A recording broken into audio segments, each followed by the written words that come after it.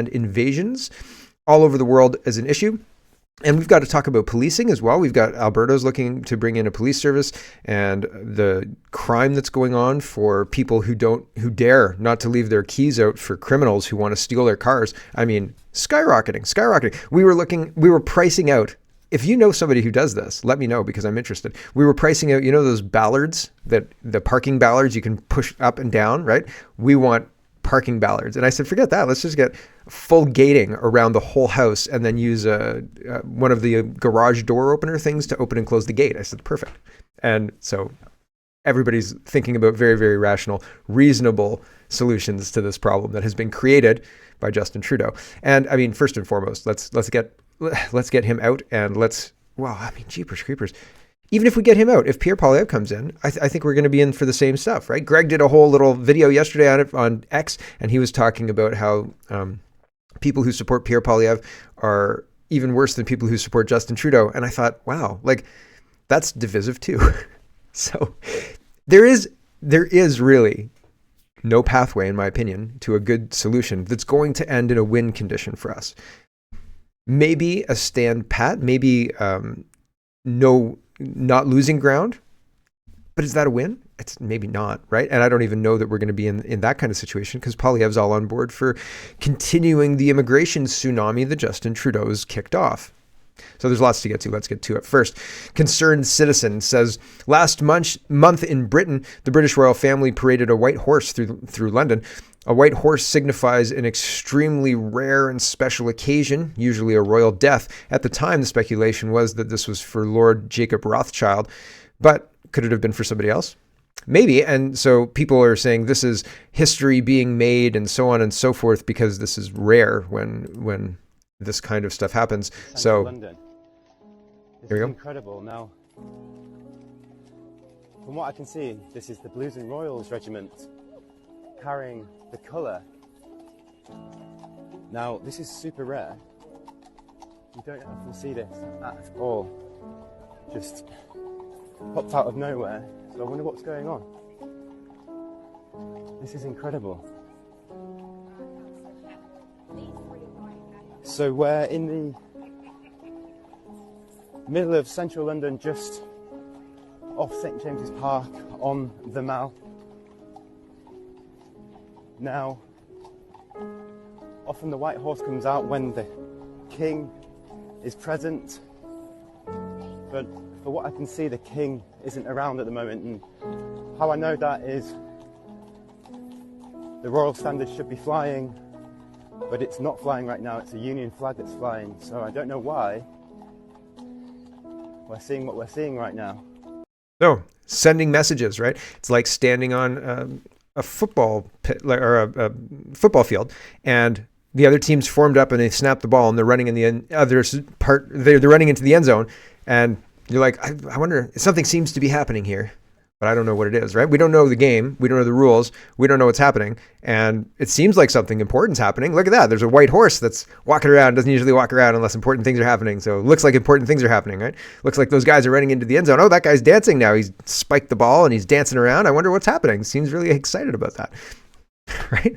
We're all in the dark and all of these things are happening around us. Here's Harry Faulkner. Let's come back to Canada. And he says, breaking, yesterday, Justin Trudeau has just been sued in the Ontario Superior Court for Court of Justice for ordering the search and seizure of Canadian bank accounts and invoking the Emergencies Act. Cornell et al. Versus Justin Trudeau et al. So there you go. There's all of this. He says 20 plaintiffs are suing the federal government, Canadian banks and other financial institutions, the RCMP and the Ottawa Police, and Bernie Farber, of the CAHN. Plaintiffs are each seeking $2.2 million in damages. Plaintiffs are seeking damages for having their Section 2B charter rights violated over the enactment of the Emergencies Act and Section 8 charter rights with the unlawful economic orders. And there's more color. He says, read more about the multi-billion-dollar lawsuit filed against Justin Trudeau today at True North, and there's the link if you're interested in that. That's good news, right? I mean, maybe there'll be some kind of legal accountability. I'm not holding my breath because of reasons that I go through at length and have gone through at length. But generally, I think that our courts are cracked and they're not working for Canadians, and they're working to protect our politicians who are themselves puppets of a larger plan, right? Like if Justin Trudeau directly isn't putting his finger on the weight of the courts, somebody is on his behalf. if that makes sense. Jeff is reporting this. This is the worst political comms I've ever seen. Justin Trudeau is complaining that being prime minister is boring, is a huge personal sacrifice, and he thinks about quitting daily. Please, please, there's the door.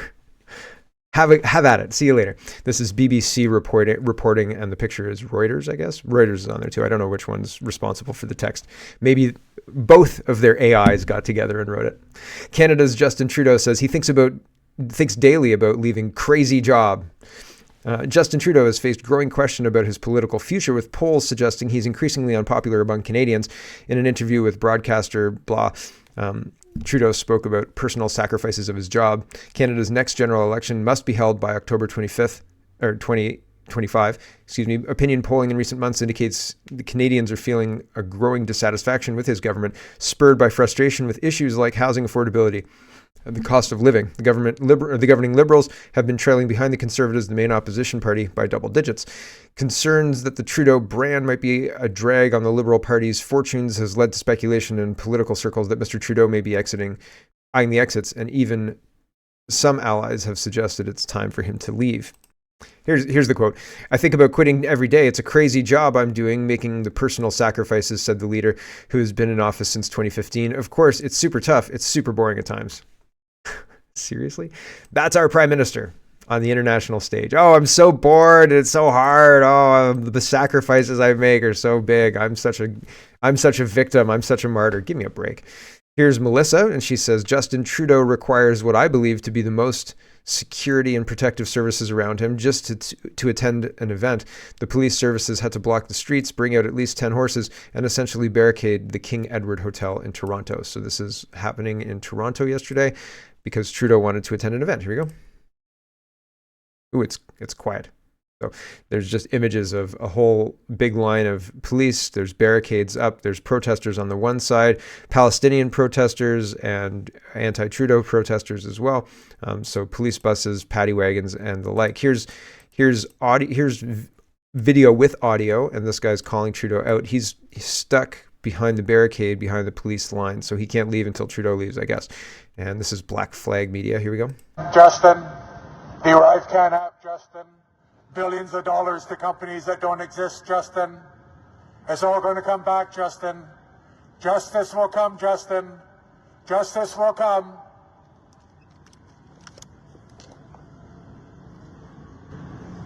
So that was him, everyone. I guessed right.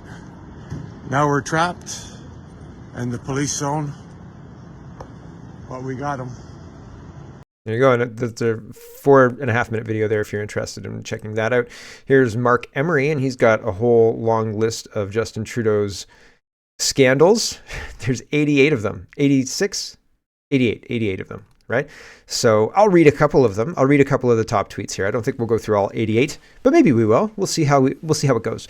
Mark Emery says Trudeau's staggering 82 scandals and failures since 2015. 1, threatening to use military force on unarmed citizens. Internet censorship bill. $2 a liter gasoline. Clean water on reserves. 32% inflation. 70 plus burned churches with 0 arrests. Carbon tax. Food shortages, hospital ICU chaos, vaccine failures, We Brothers, 3 ethics convictions, repartnered with wife Sophie on taxpayer-funded luxury vacations used as a prop, 2 disgraced Governor General appointments, firing of honest Attorney General Jody Wilson-Raybould over SNC Lavalin corruption. There was a lot I disagreed with regarding Jody Wilson-Raybould. I'll be honest with you. Like, there were things that I completely disagreed with. It was interesting to see that she said, I'm not going to go along with this. But then her behavior after that suggested that she didn't really want to fix the problem, or she didn't understand how to fix the problem. Like, if you've watched House of Cards, House of Cards is probably pretty accurate with regards to the maneuvering in a political situation.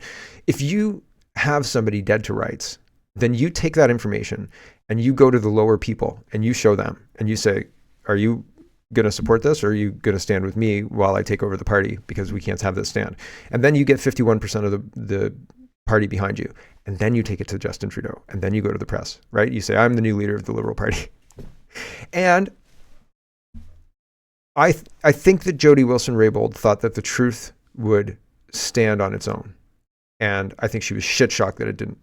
And truth What's that? There's a little video at the end. The last tab today is talking about truth and the interpretation of reality. And it's interesting. It makes an interesting point, although I don't know that it's 100% accurate because there is objective truth. But it can be manipulated easily. Okay. Number 16, allowing rail blockades. Yes, the rail blockades were the same as Black Lives Matter, with the same as Palestinian protests. Same thing. Same MO, same everything, same everything. They're protected. They're a protected class. They can protest. The police can't do anything about it. The police are aware they can't do anything about it. The police are having to deal with frustrated public who say this is clearly illegal and you're ignoring these laws. You need to step in and do something about this. And the police ignore it because they've been told to ignore it. It's the same MO. It's the same thing. So just in case you were wondering, buying pipelines to shut them down, failed UN seats. So there was hundreds of millions of dollars spent on a failed UN seat bid.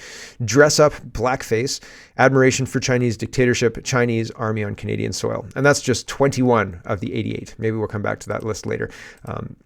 In the week or something to that effect. We have some good news, though. Justin Trudeau's having these headwinds. We're reviewing the scandals, but apparently, according to United We Stand, woke up bright and early this morning to some great news. James Sowery has been released on bail pending his appeal. So he was not that long ago making a video talking about how he's going to jail and blah, blah, blah, blah, blah.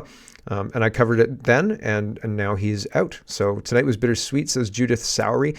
James was released on bail pending appeal at approximately 7:45 p.m. He is one happy man. Many surprised faces at the fundraiser at Jerry and Bonnie's Freedom House when James appeared through the dark of night just after 8 p.m., just as the fireworks were ending. James will be here all weekend, taking part in tomorrow's slow roll past Lethbridge Correctional Center at approximately 1:15 p.m.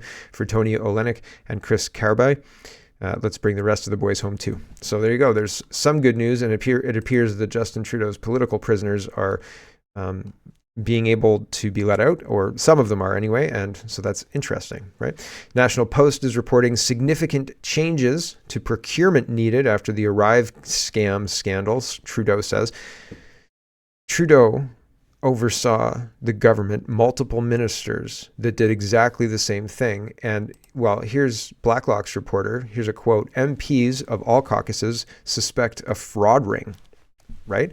And the public service and procurement, perhaps Canada border are being tagged. ArriveCan is the worst we know of because of whistleblowers, but there are others. Public officials were cutting up the cash.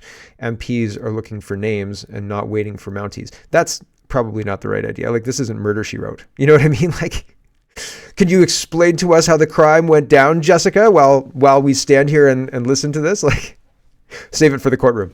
I'll be honest, though. Matlock and Murder, She Wrote, amazing. Amazingly satisfying to watch. But still, right? Like, it's interesting that we've got this whole thing happening, and we've got a RCMP that's blind, deaf, and dumb, right? Like, it is unbelievable. And I mean, they have been this way since the Nova Scotia issue. They've been this way for all of the other situations that have been happening since rail blockades, right? The biggest shooting in Canadian history. Well, we're investigating. Well, we're pretty sure that we didn't give him that cop car and that uniform that he's driving around with. Did we pay him off? I don't know. Did we pay him off? Oh, that's an inappropriate question. So like, the whole thing looks hinky. And then when you look on the ground in Nova Scotia, I know Noel talks about it all the time, talking about how the public knows the story, knows what happened, and that's not the official story because reasons, right? Because the RCMP are not doing their job. So having parliamentarians looking for names to what? Lynch them? Like, it seems like maybe not the right move. It seems like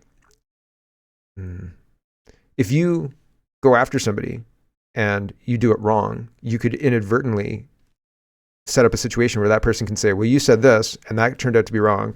And like, now this is like that allegation, it's not borne out, and blah, blah, blah, blah, blah. So it seems like these people should be dotting their I's and crossing their T's and doing the letter of the law. If there needs to be an investigation, fine. Maybe get a private investigative firm on it. I would hesitate to like call Deloitte or anything like that.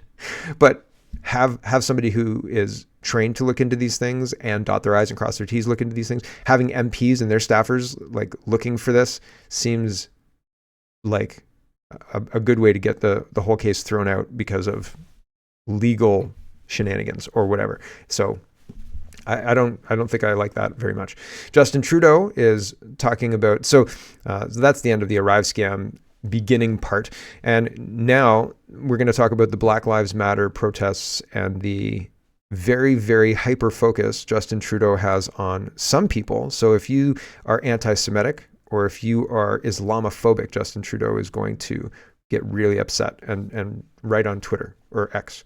But if there's racism against white people, he's not going to care about that. He's not going to care about Christian churches being burned. He's not going to waste resources looking into that very much because he understands the anger, right? But Islamophobia, which is made up nonsense, anti-Semitism is used the same way as Islamophobia is used, and it's meant to derail any critique of the protected group. You can say, listen, I think blah, blah, blah, and then somebody would say, oh, that's Islamophobic. So that's actually a you problem. So we should deal with your racism. And so now instead of dealing with the issues that you were trying to bring up, now you're dealing with racism on your end. You're having to defend that you're not racist, and you're not getting any further with dealing with the issues that you brought up. Same with anti-Semitism, same thing. And Justin Trudeau is very focused on certain aspects of shutting down conversation and allowing violence and arson if you're a Christian person or a white person. That's interesting. Rod Taylor, who's the leader of the Christian National, CHP, national leader of the CHP. Oh man, Christian Heritage Party, that's it. And he says, selective outrage from the Prime Minister. Trudeau turns a blind eye when it comes to hate directed at other religious groups, specifically Christians. He continues to distract and divide. What we can agree on is that this government needs to be stomped out. Yeah, yes, it really does. But that's the Greens, that's the NDP, that's the Bloc, and that's the Liberals. These people all are working on the same side. They're not working for Canadians. They're working for globalists. Justin Trudeau says, we need to acknowledge the truth. He says, Islamophobia exists here in Canada, whether on the street, online, or in the hateful crimes that threaten everyone's safety. As long as it exists, we have work to do to stamp it out. Right. As long as it exists. And Anita Anand is getting in on this too. She says, Islamophobia has no place in Canada, yet it is sadly a lived experience for many Canadians. Today and every day, we reaffirm our commitment to working with this woman and Muslim communities around the country to build communities that are safe for everyone. But it's not safe for everyone. And I asked Anita Anand, what's the term for anti-white violence, hatred, racism? What's the term for that? There's Islamophobia, there's anti-Semitism, but there's no term for anti-white racism, is there? And certainly the government isn't using it. So it's interesting that they say and claim we want to make spaces that are safe for everyone, and yet people who are white are being removed or don't have any incentives for hiring them, right? They're being removed from positions of influence in schools, in military. There's all sorts of examples, and it's really, really interesting. At the cry of victimhood of Islamophobia, or maybe even anti-Semitism, right? Not as much anti-Semitism. That's used more to shut down the conversation. But at the cry of Islamophobia, these positions have been taken up by people from a very small percentage of the population. And yet, nobody seems to mind. But I think that she's ratioed big time, 715 comments and 113 likes. But by and large, it doesn't seem like Canadians are upset by this focus on foreign religions, foreign people, instead of Canadians. And they say, oh, we want safety for everybody. Absolute nonsense. They do not. Here is Avi Yemeni, and he's sharing Ezra's thing, talking about how David Menzies was arrested. And here's the video of him being arrested. He's interviewing these guys here, and they're just chatting, really, right? I don't think there was any violence. And then the police come up and pull him out. Here you go. Hey, brother. It's okay. We offered you some food if you want to eat. That's very kind. King's Highway. What is going on here? What's the problem? Guys, excuse me. We're trying to put him behind the. Hey, that's my guy. That's my guy. Stop. Hey. Public safety, you have to say Why don't you take care of the Stay back, guys. Stay back. Hey, stay back. Stay back. Stop pushing forward. Everybody back. Did you see what that showed? There was a pro-Hamas protester. You probably recognize him. He's the guy who... I don't know the breakdown, and I'm not sure, but just use your eyes. That's what happened. Fundamentally, the cops kettled Menzies out and separated him from his videographer right there. And I mean, like, what's happening, right? Outside of the view of the camera, Menzoid can't do anything about it. So that's not great. Here's further proof that these Palestinian people are the same Marxists that are Black Lives Matter, that were funded by the Black Lives Matter people, right? Same thing, exactly the same thing. And Brett says, Samuel de Champagne monument vandalized by disgusting pigs. The so-called protesters are not doing Muslims any favors here. So free Palestine there, right? So, and again, people who can't see the wedge are so wrapped up in the emotion, right? How dare people do these things, Palestine, Gaza, blah, blah, blah. It's meant to be so emotionally engaging that you can't see the forest from the trees, and you can't see that this Black Lives Matter thing. Black Lives Matter was supposed to be the same thing. You were supposed to be so outraged about the racial inequality that you were, for Black Lives Matter, and it didn't matter how much damage they did until the damage overwhelmed the positive idea in your head of, kumbaya, we're all going to live together in racial harmony or some nonsense. Not with these people running things. And people stopped believing that the Black Lives Matter thing was a good thing to do. And then it petered out, right? And then got replaced by the next thing because we have to be being disrupted. Oh, yesterday, hold on, I'm going to show it to you right now. So yesterday I said that James Lindsay talks about how you can't have a revolution in a stable society. First, you have to destabilize the society in order to get the people to say things need to change around here. Otherwise, you're just going to be told, go get a job, you bum. Right? Like, you could make your life better. All you have to do is work a little tiny bit and your life will be better. That's it. Done. Bingo, bango, bongo. Right? And so in order to drive the revolution, you have to destabilize society. That's what we're witnessing. Here's James Lindsay to talk about that. Wear a tinfoil hat now all the time, basically. Except I'm not really afraid of the radio waves, so I don't really wear a tinfoil hat at all. I'm more afraid that this is intentional in a lot of places, in a lot of ways. But we know in those cities, we know. But if they played it out this much, have they thought about it and said, you know what, we want more crime, we want more illegal aliens, and if we keep the chaos, and then we keep passing laws, we'll get further down the road. If you read the Marxist literature, which is unfortunately my damn job, you can derive a number of different conclusions. One of these conclusions that you can derive absolutely is, do you know what repels a revolution in a country better than anything?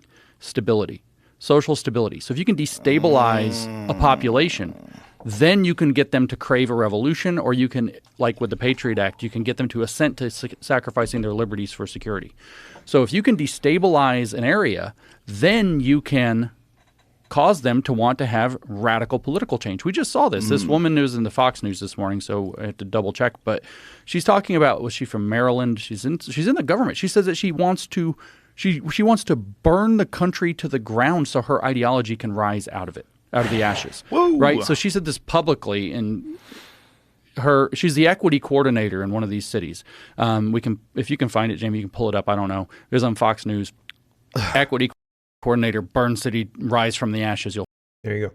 So interesting, right? But the point there is that fundamentally, you cannot create a situation where a stable society will crave revolution. You have to destabilize that society. And how you do that? Well, do you think lots of home invasions would destabilize a society? Do you think a lot of car thefts might destabilize a Western high trust society? Do you think that might work? Do you think that having the Prime Minister travel with a nine fleet group of convoy of gas guzzling SUVs and a huge police presence whenever he does anything, do you think that might add to the destabilization? Do you think flooding the country with illegals might add to destabilizing the place? Yeah, I think it would. Do you think it's a plan? Yeah, I damn well do. I think it's coordinated. Yeah, I definitely do. So it's very interesting to watch all of this unfold. It's not good. It's terrible. It's awful. It's the other side of awful. Okay, but that's what we're living through, and that's awful. Here's Derek Sloan, and he's highlighting the police in Toronto saying, just leave your car keys on the hood of your car for the police or for the thieves so that you don't get attacked because they have weapons. And Derek Sloan says, auto thefts are skyrocketing. Police are saying to just leave your keys at the door to avoid confrontations with gun-toting carjackers. Let's consider the situation that got us here. 1, Canadians have no practical or legal way to defend themselves from violent home break-ins. Restrictive firearm policies have done nothing to reduce illegal firearms from being obtained by criminals. This has only increased. So one of the things that I was naive about when I was younger, I think, was like gun laws and the whole lefty perspective on gun laws. And the thing that snapped me out of it was realizing that a gun on your hip is worth 100 million phone calls to the police, right? Like, because if you have protection right there, then not that you don't need the police necessarily, but you will be able to deal with the problem yourself and then maybe call the police for the cleanup or something to that effect. Rural properties. I think I was talking to a rural homeowner, and they were saying, and I'm talking when I was like younger, and they were saying, like, if something happens, and they used examples that had been in the news recently in the area, and you don't have protection, then these things could escalate. And I mean, how far away are the police? Like, if you're a rural property and it's a 40-minute drive to the nearest outpost, right? And maybe they can send somebody, maybe they can't.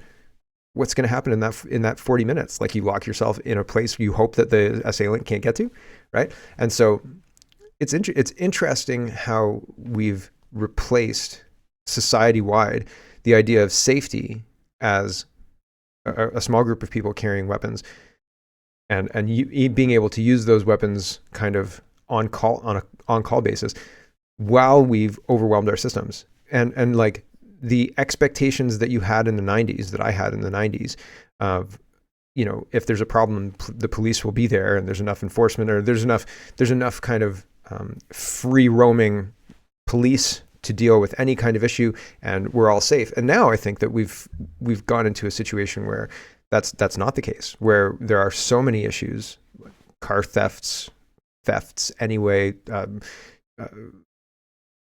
shoplifting, things like that. All of these things, they have to go to Walmart. They have to do things and deal with things in a way that is very different than it used to be. Like, they can't just go arrest somebody and toss them in the back of the cruiser and take them to the downtown for processing. They have to talk to the person. They have to have a social worker on the scene. They have to say, are you okay? Are you suffering a mental break? Are you doing this? Are you doing that? So each call is now exponentially longer. So if you did have good enforcement for a city of 100,000 people at one point, now, because of the expectation of enforcement and the human side of policing and all the rest, it doesn't. So again, this is another destabilizing factor that we are being forced to live through for the greater good. Oh, well, it's better that they have social workers with the police officers. No, I've worked in social work. I'll tell you that. And there are some times you need a social worker. And most of the time, though, you need somebody to say, sit down, shut up, and you sit in the back there, and that's it. And then, like, when we get there and process you, then we can deal with it. Like, somebody who's high on drugs, like, you're not going to deal, a social worker is not going to help with that. Anyway, 3, soft on crime and easy on bail policies, which are in part enacted to fight racism, are enabling violent offenders to be on the streets. That's another one for concealed carry, full concealed carry for Canadians. 4, the laxness of our immigration system has enabled international criminal networks to take advantage of the further established networks in Canada. Take advantage and further establish. Yeah, because you get to Canada and then you see the price of groceries, and then you don't want to tell anybody that you're a failure or that you couldn't make it work in Canada, right? And then you get government paychecks, right? Because you can't work yet. So what do? You join a criminal gang. You steal cars and send the cars back down to Mexico. You can only join the gang if you only speak Spanish. So great, or whatever, right? Whatever the criminal gang is, right? You can only get in if you know somebody who knows somebody, wink, wink, nudge, nudge. And you're probably using a language that most people don't use here yet. And so the government is setting up the situation for these gangs to thrive, including like transport back to their home countries, ports being completely empty, ports not having background checks for people being hired, like Black Lives Matter, equity, diversity hires being used as an excuse to hire fresh off the boat people from wherever, right? Including where these criminal gangs are operating out of. So, hey, I just got a job in the port. Good job. You're part of our gang now. or they were already part of the gang, right? And so we are causing this problem. We are causing this problem 100%, and it's to destabilize our society. Sorry, that was loud. This is a home invasion in Toronto, a recent one. I guess she didn't leave the car fob by the front door like the police asked her to. Here we go. Oh, so they go in.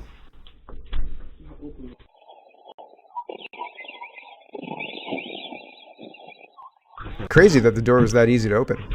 Did they just not lock it? Or you can see.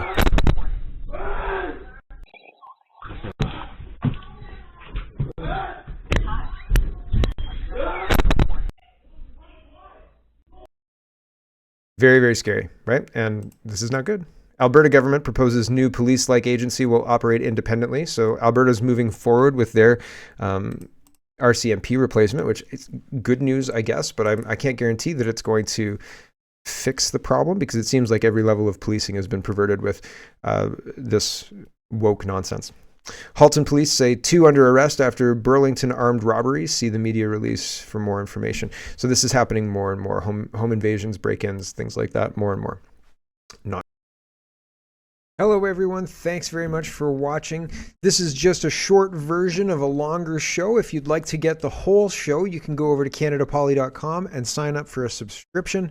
Just look in the drop-down tab for Shop and Donate and look for subscriptions, and you'll get immediate access to the full show. Love to see you. Thanks for watching, everybody. Have a wonderful, wonderful